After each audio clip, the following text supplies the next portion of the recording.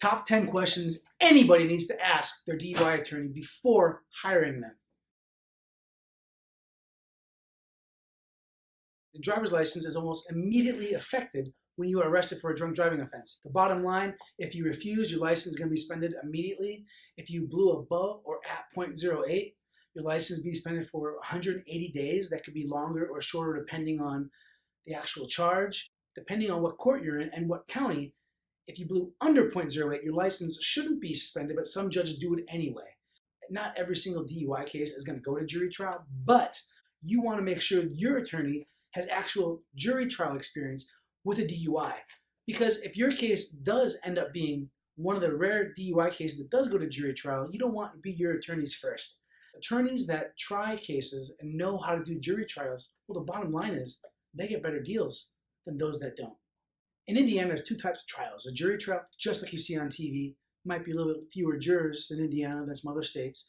And there's also a bench trial. You don't really see those on TV too much, but a bench trial is the judge, defense attorney, defendant, the police officers, and the prosecutors. Bench trials is very important that the attorney knows what they're up against and they know what the judge is going to consider good evidence and bad evidence. You want to make sure your attorney has a healthy practice. And a healthy practice, part of that is doing trials, including bench trials. There's only 3 standardized field sobriety tests. The first one is a horizontal gaze nystagmus, the eye test. The second one is the one-leg stand. Stand on one leg, count to 30, watching if your hands go up or anything like that. And the last standardized test is a 9-step walk and turn. Those are the only 3 that are standardized. So if your attorney you're talking to doesn't know that or can't answer that, it probably means you're not the right attorney for your DUI case. Going through that training is a 3-day process. It's not easy, but going through that training shows a dedication and commitment to fighting DUI cases, because if officers are cutting corners, if you've actually been trained in the same way, you have the same manuals that they do, you can actually call them out on that. And the standard field sobriety training is one of the few trainings that non-police officers can go to.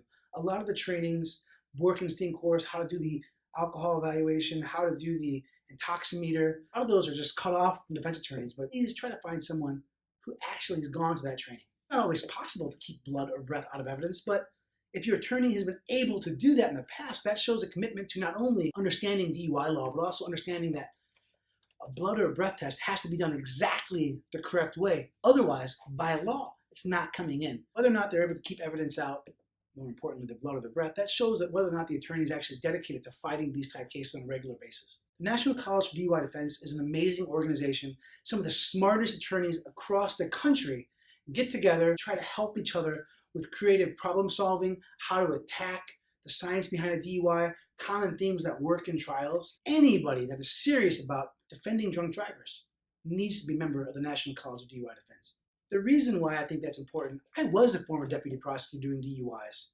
and I saw the problems the state had with certain type of facts, certain type of evidence. And when you understand how to prosecute a case, you actually understand better how to defend that case. In cases in general, attorneys by law have to do so many hours of continuing legal education every year. They're doing stuff that makes no sense with their practice areas. So ask those attorneys, hey, of all that continuing legal education you did, how much was dedicated to DUI defense? Have you taught any DUI courses for other attorneys in the past year or so? The answer might surprise you.